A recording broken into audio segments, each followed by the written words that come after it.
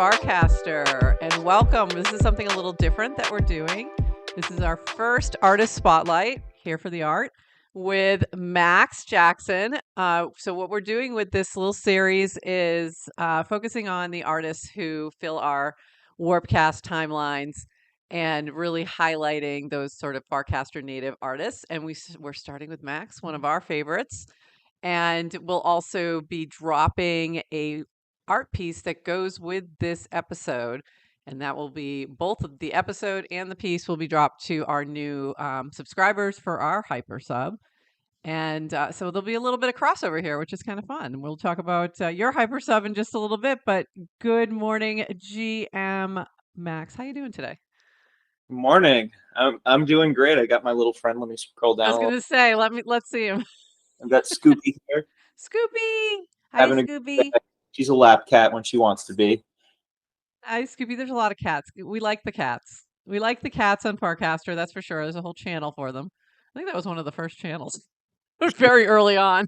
I certainly posted to it a lot with this little. I just started posting in dog recently. I had a couple just funny pictures, and I'm like, I need to post this on dog in the dogs channel. But welcome, Scoopy. Oh, and I just noticed your shirt. Nice shirt. Oh yeah, Nice made this shirt, one. Noggin. My early. We'll talk about all the. Yeah, we'll talk about that because I remember that from. I think you had that on at FarCon last year, if I remember correctly. I brought all my my Nice. related designs to FarCon last time Nice. around for sure. So we're gonna chat a little bit about your art, the artist, and sort of what you're doing right now, and how that all relates to Farcaster.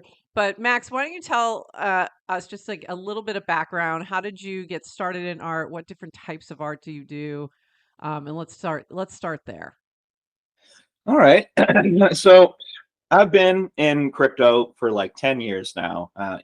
As like a peer-to-peer software enthusiast since the Napster days. When I heard about crypto, I just thought it was awesome. And I remember seeing the Ethereum, white paper come out, and I was like, oh, this is a game changer. This is going to be the future of the economy. And I immediately lost all interest in Bitcoin and focused entirely on following Ethereum.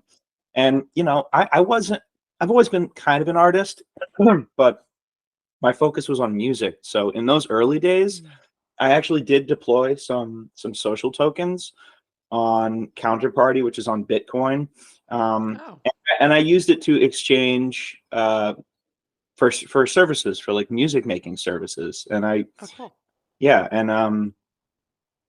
years went by. I was working as a developer, doing on-chain stuff with Ethereum. Deployed some simple contracts, nothing worth writing home about. Just contract work. I never even thought about NFTs being used for art. I had all these other ideas. And then, so taking a little tangent, aside from being a developer, I've also driven a pedicab for over, I remember that. Over 10 years. Hustling rides, showing people a great time. It's a blast. And I do that in Boston, and I've traveled the country doing it. And I was doing it year round quite a bit. And this one winter, it was just real tough. I was having a tough time emotionally and financially, and I just needed something to like focus on when I wasn't working. And so I was like, maybe I'll make t-shirts. I always wanted to make funny t-shirts because, you see people making a living that way on Instagram with their store. I spent money that way. And so I started trying to come up with designs, and I realized I didn't have any typography skills. So I went from, making patches, and then I started doing a little bit of printing, and then I'm like, well, I should probably pick up a calligraphy pen and start learning a thing or two. And so I'm just doing the practice strokes, and I fall in love with the exercise. And I start doing it in a circle and making these patterns. And that was just the beginning of a whole path. Just the meditate, because what I needed at the time more than another income, which would have helped, but was peace of mind. And that's really what it gave me. It gave me something to focus on, something to like breathe into, and like let go of my thoughts with I love that. So it's really started as almost like, when you talk about like art therapy. And I've done that as well, where I'm like, well, that will be my release or not. I don't think for me, it's not really meditation, but it's like this creative release where I'll, play with pixel art or, other, Sure. all different other kinds of things. And so I get that totally from even if you're not there's so much value to that, even if it's not like your lifeblood, you know what I mean? But there's that value of the art therapy of giving you this creative outlet. So I love that.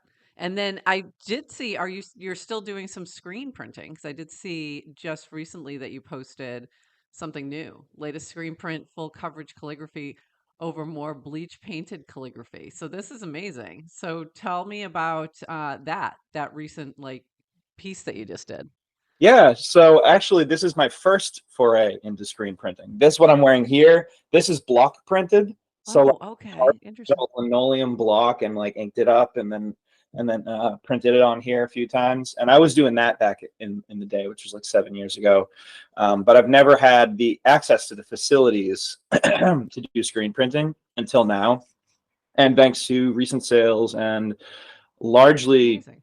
Hypersub subscribers, I was able to start renting art studio space nearby. Wow. I have an art studio where in a maker space where I have access to a screen printing shop and all this other stuff. It's amazing. Like you name it, they've probably got it. They've got like jewelry, for casting. Like if you wanted to, like they've got 3D printing, so you could go into the 3D printing room, print something out, make a cast out of it, and then like pour that cast out of Oh, metal or something. So I've got all these ideas, but I'm starting simple in the screen printing shop, trying to take a pragmatic approach, see if I can't like come up with some good designs, sell them, pay for the art studio, keep it rolling. keep it But yeah, rolling. Keep building. Yeah, yeah. I love But that. the screen printing, I'm starting by just like doing some of my calligraphy designs. I've been wanting to experiment with a few different types of patterns. So that's Great. been really great practice. I have some other things in mind that are going to hit the timeline with some transaction frames for sure. Before Love FarCon, it. hint, hint, hint. All right. A little alpha here before FarCon. That's gonna be something people might want to scoop. I Interesting. think it'll get some interest. So let me, you mentioned Muse, you mentioned Hypersub. So I'm going to show this on the screen right now. You just put this post up about 38 drops. So just took account of my art on Muse Hypersub drops page. 38 drops made available to all subscribers. On top of that, a few of those are big collections of 1/1s, AI, 3D calligraphy, soon screen prints, this is going to be really interesting. Join the fun and subscribe. So they're beautiful. You've got amazing pieces here, different approaches. I love you also have a channel for Muse. And just going to your page right now, you have a new one, The Future is Blobs, that's up, Yep. which is pretty cool. That's celebrating this week. But it's really very eclectic, a lot of different approaches. You do have one particular type of style, I'm assuming that ties into the calligraphy that you sort of circle back to a lot in that collection.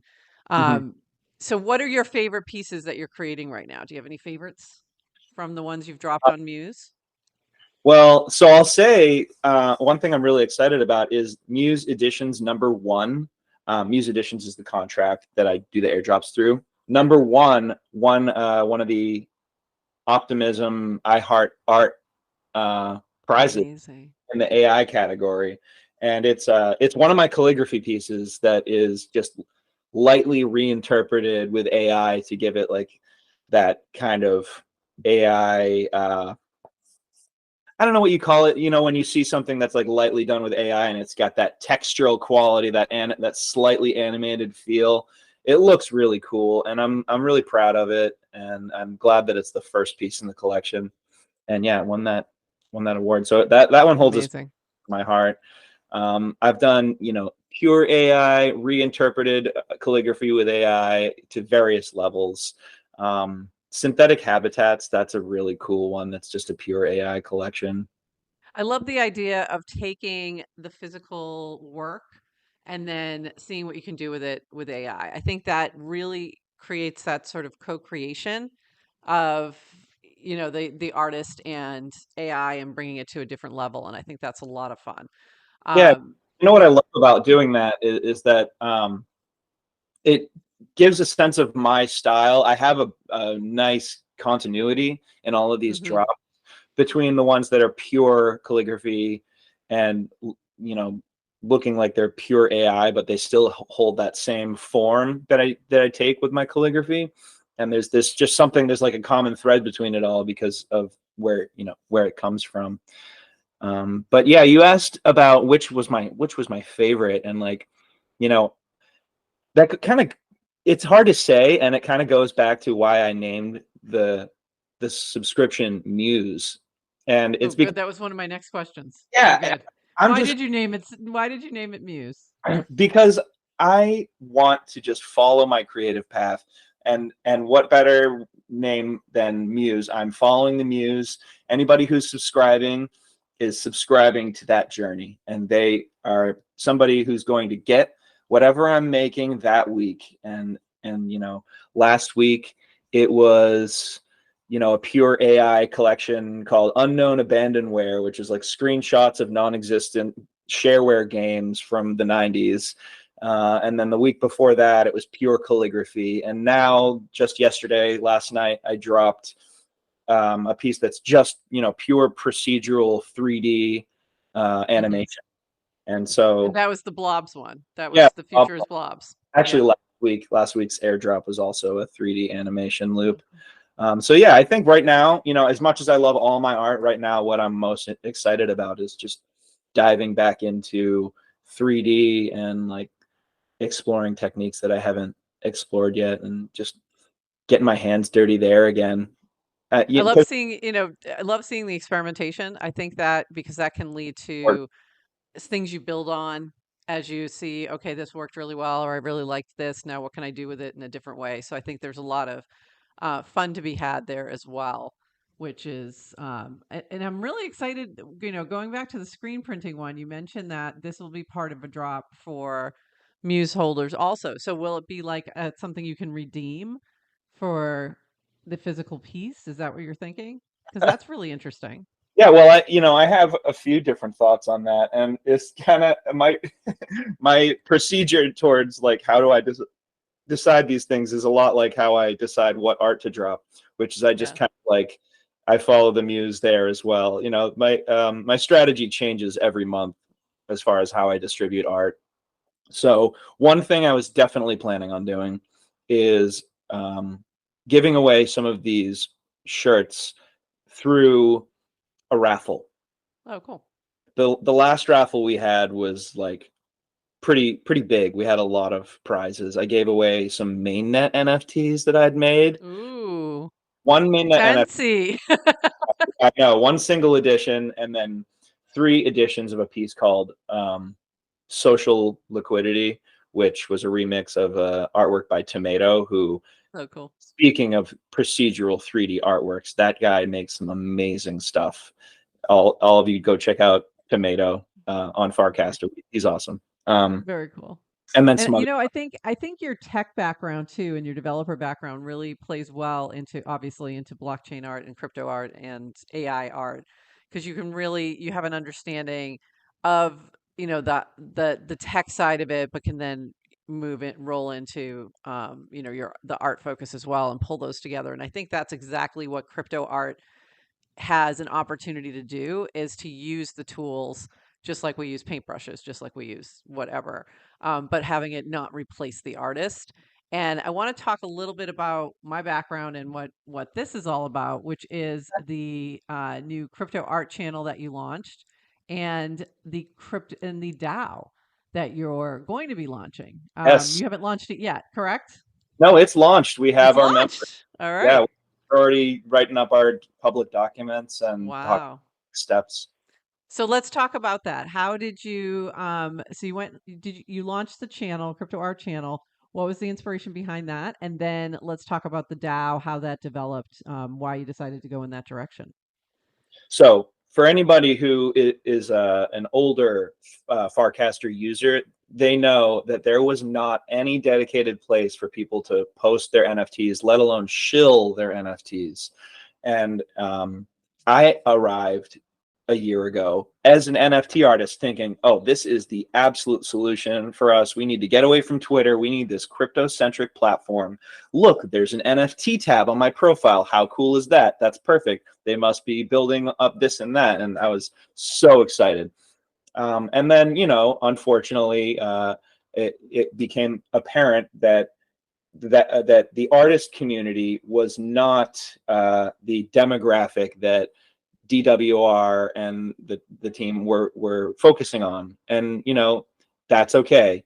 They have their plans. Dan likes to say, if you don't like it, go build your own client. And you know what? I'm going to take him up on that one of these days. But Others have. Others have. They've done exactly. just that.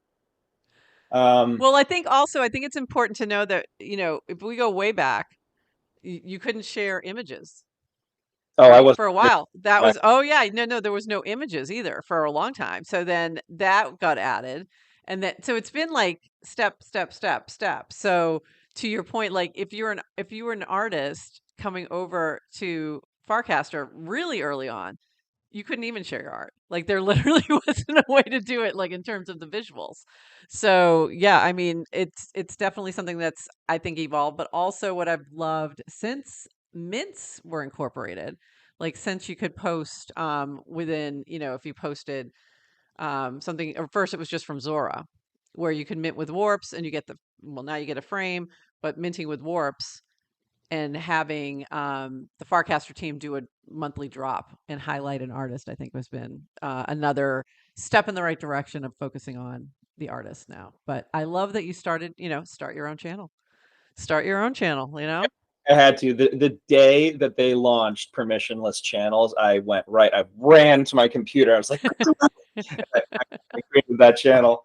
And because we needed it, you know, the community needed a place to congregate. And now there's a lot of really good channels. You know, And there's some individual artists who, and the Hypersubs, a lot of the art Hypersubs have their own channel and group chats and things like that. So I think there's a lot more focus on artists now, for sure, even just in the past 6 or 7 months.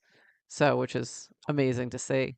yeah. Um, Yeah, my Hypersub channel, the group chat is like super active. It's great. I never expected group chats to be so exciting, but I have like 100 people in my group chat, and it's like there's talk like every day. It's great. I think that's an appreciated part of Farcaster that a lot of people or a lot of creators may not realize is that easier ability to communicate with your collectors, you know, to have those chats that connect everything, all these connective threads that you can connect the Hypersub to the chat and all these different things.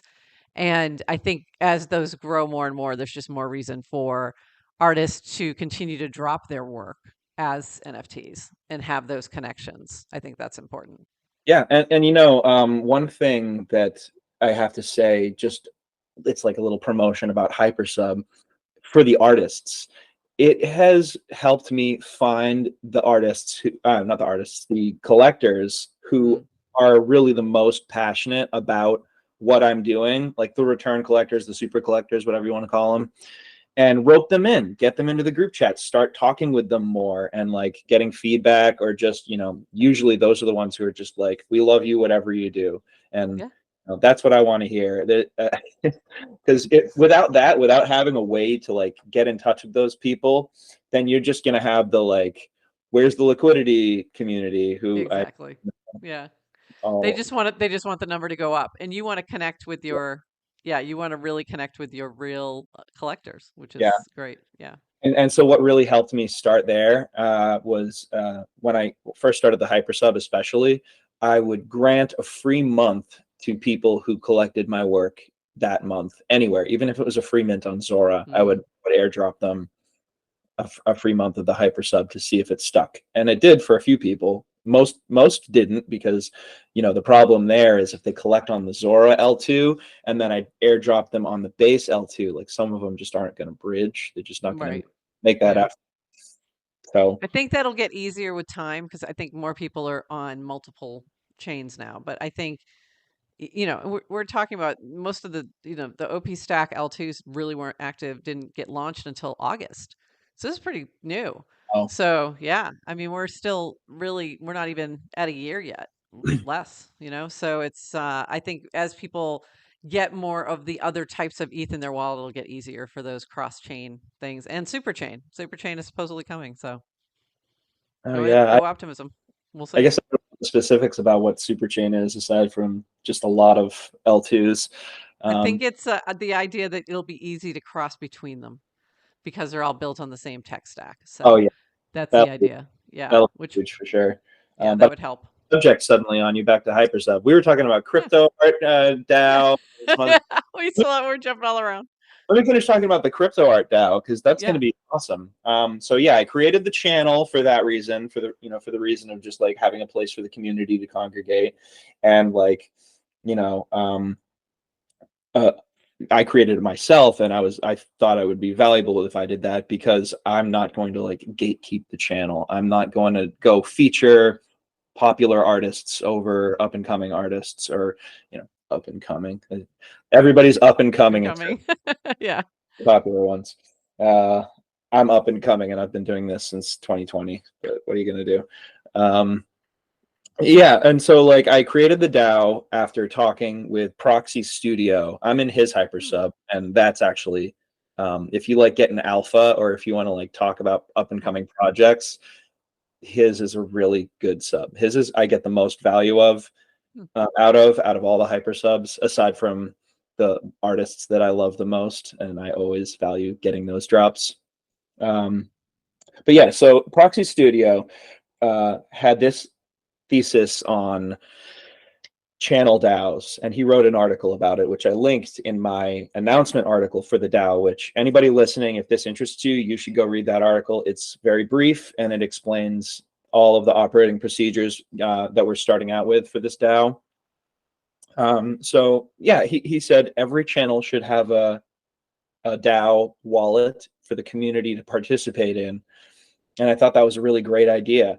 But coming from the art community, I know how bad the speculation and the like hype cycle, how bad that can affect, an artist's mentality, the liveliness of a project, stuff like that. So what we're doing instead of letting people buy in is we're granting memberships. Hmm. You cannot buy in yet for a while. That will happen eventually, likely, if the members vote on it.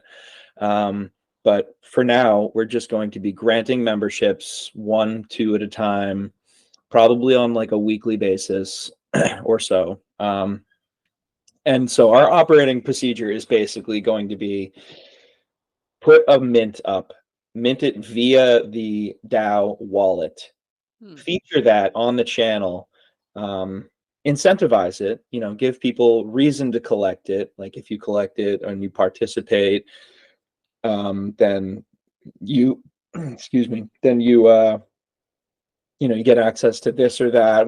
We're talking about it. This is still very early days. I only launched it like yesterday morning. Yesterday. It's brand new.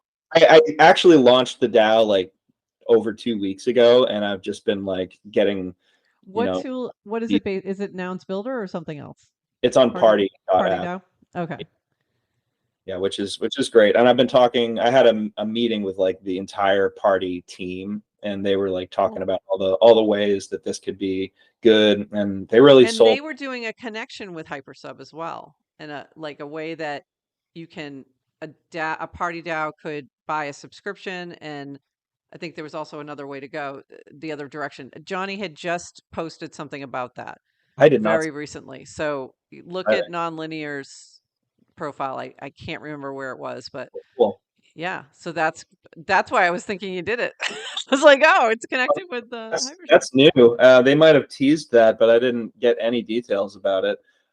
What really sold me on using them is the fact that they make it easy to work with a bunch of different specific contracts. Like they have the Zora integration, so like you can just propose a Zora mint straight from Hmm. their UI. Proposal. Hmm. That's so cool. And like, they have the wallet connect, so you can propose any transaction quite easily that way. Um, and like, I was really, we've talked in the past about Hmm. my criticisms of DAOs, because I'm like Yep. a huge proponent of DAOs since day one, since the DAO hack, which caused the Ethereum The class DAO. fork. Yeah. And like, so I love the idea of DAOs, and I've been in DAOs. I've started DAOs before. I've started art DAOs, which, they've gone different ways. Hmm. Um, Well, Flamingo DAO, I think, is probably the one of the best, well-known and most respected DAOs, and they are art collectors. That is the basis of what they do. yeah, and that's awesome. I think that we will become an art collecting DAO, and that's why we're doing the mints, Love is that. we can start building up some funds. But as you may see in the article, I suggest that artists, when they propose a mint, they take the majority of the split, because I want this to empower artists. I'm not trying to build up a massive treasury as much as I'm trying to like make this something that benefits the community. So when we add an artist and we have them as a featured mint, I want them to get rewarded for that. Like, I want the DAO to Hmm. benefit, but like, I think of it like a gallery cut. We shouldn't be getting the majority. The artist should be getting the majority. Oh, that's an interesting way to think about it. I like the idea of the gallery cut. That's Yeah, interesting. because we are a gallery. We're curators. That's like the main mission, is for us to be a Love curation that. DAO, and because we're curating the timeline, we're curating those pinned casts. Um, we're going to curate our gallery. We're going to curate the artists we allow into that gallery, in terms of mints and what we collect. So yeah, and that's why we're only onboarding artists, and we'll probably onboard some prolific collectors. I certainly can think of a few I'd love to have on board. Um, Love yeah, that.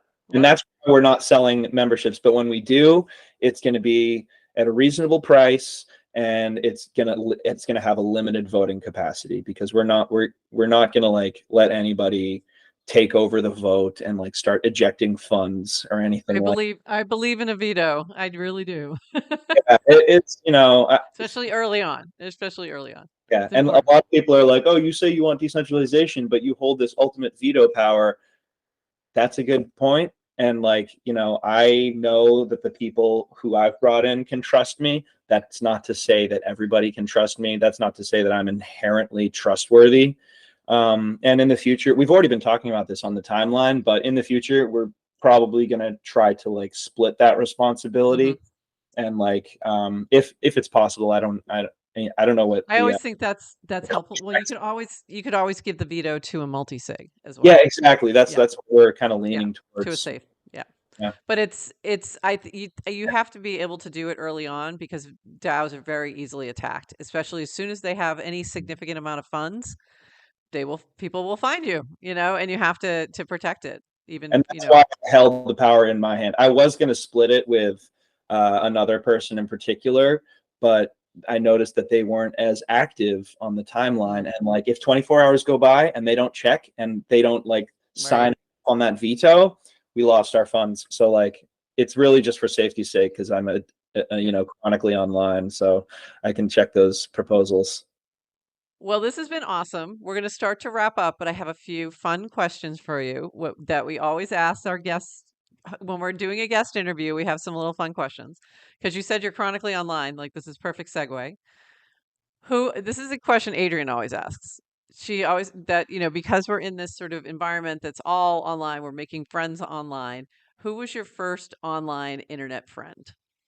My first Or online. where did you make your first internet friend? Oh my gosh. Okay, so I could go back to the ICQ days, but that's not That's something. kind of that's some of the answers we've gotten. My first internet friend that I'm still really good friends with was from Turntable FM, which was like the Ooh, coolest website. It was basically like, until crypto art, I had never seen any community that was so passionate. And like, record labels started out of this, like net labels, all sorts of communities grew and still are alive because of Turntable FM. That Haven't heard that one before. That's a new one, but I love it. That's a great when answer. I started with crypto. I made a tip bot in Dogecoin 10 years ago, which I put in chats during events. Wow, that's Yeah, it was amazing. huge. And so my community there, I have my good friend Dan, who holds some of my earliest NFTs. Hmm. Um, he was an early friend that I still stay in touch with a lot. I love that. I love that. Okay, what's your favorite channel? Although I think I know the answer. Oh my gosh, favorite channel? Well, I could say crypto art because That's what that's I the thought you were going to say. what give me a second. Let me think. What other channel is just as good as crypto art? GIF art.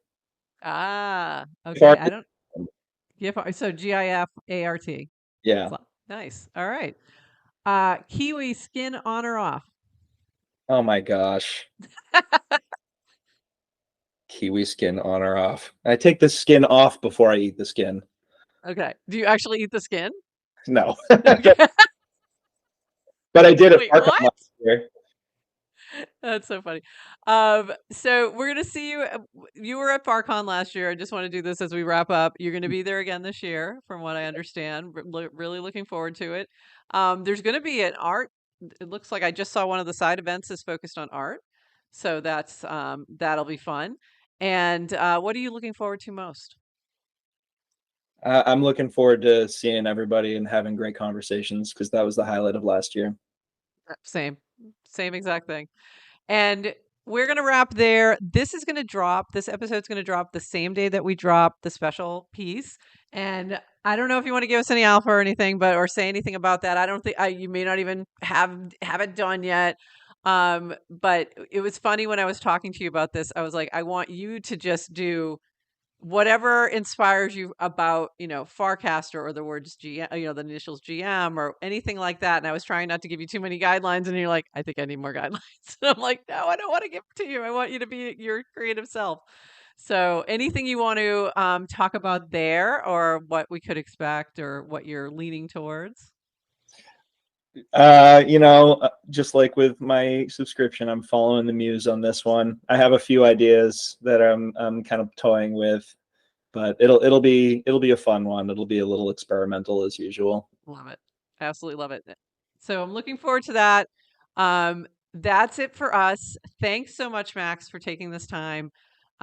This has been such a fun chat. I cannot wait to see you in California. Right. So we'll see you very soon. And for everybody else, bye bye.